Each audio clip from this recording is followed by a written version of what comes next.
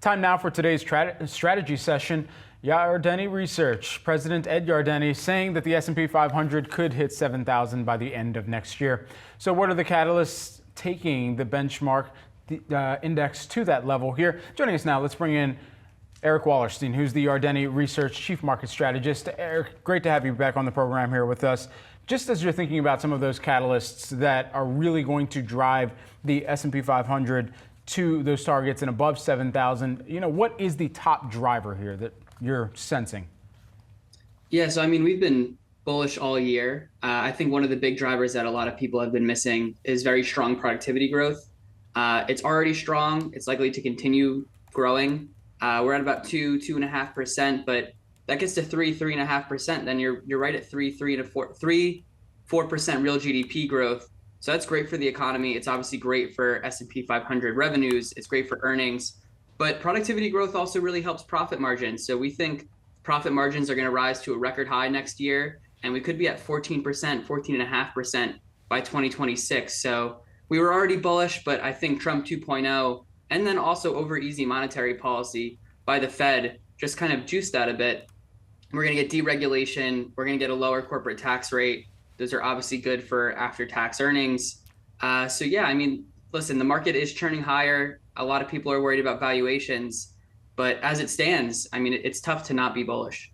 Eric, what's the biggest risk, though, to the call? It is tough not to be bullish when you take a look at the market's momentum, when you take a look at the great research that you've put out, that many of your colleagues on the street, just in terms of that upside and maybe what that looks like going into 2025. But there is a long list of risks that could maybe derail some of this momentum. Is there one maybe that you are watching more closely than the others that you think could halt some of this movement here to the upside? Yeah, I think the biggest one, which is quite new, is the possibility of a trade war. The Great Depression was exacerbated by the Smoot-Hawley tariff, which led to a real slowdown and drag on global growth. It depressed the global economy. Obviously, things are much different today than they were 100 years ago, but a global trade war definitely could be bad for growth. I'm actually not too worried about it. Listen, we've been through Trump administration before.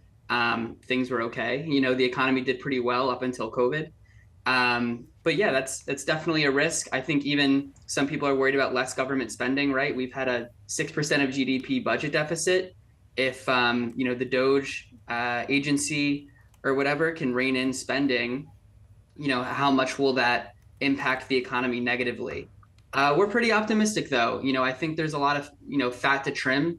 I think, Scott Bessent has said a 3% of GDP deficit without really a time frame. That's fine. It's not like balancing the budget. And I think if this administration does get a bit of a weaker dollar policy, whether that's negotiated or by some other means, then they could potentially rein in the trade deficit and then therefore the budget deficit. So, a tariff war is definitely the biggest risk because the possible outcomes are so negative, but I don't think that it's, highly likely, maybe like a 20%, 15% probability.